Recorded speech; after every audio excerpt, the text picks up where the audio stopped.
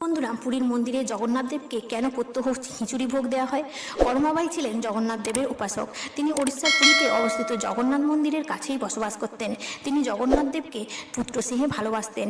একদিন কর্মাবাই ঠাকুরকে ফল ও বাদামের পরিবর্তে নিজের হাতে কিছু বানিয়ে খাওয়াতে চাইলেন এবং প্রভুকে তার ইচ্ছার কথা জানালেন। প্রভু ভক্তের এহেন ইচ্ছা দেখে বালক বেশে তার গৃহে উপস্থিত হলেন। সেই দিন কর্মাবাই নিজের হাতে খিচুড়ি রান্না করেছিলেন, আর সেই খিচুড়ি মহানন্দে জগন্নাথ দেব তৃপ্তি ভরে খেয়েছিলেন। পরের দিন স্বপ্নে দেখা দিয়ে বললেন, মা, আপনার বানানো খিচুড়ি আমার খুব পছন্দ হয়েছে। প্রতিদিন সকালে আপনার বানানো খিচুড়ি আমি খেতে চাই। এইভাবেই দিন কাটতে থাকে। একটি দিন এলো যখন পুরোহিত মন্দিরের দরজা খুললেন এবং তিনি দেখলেন যে প্রভুর চোখে জল।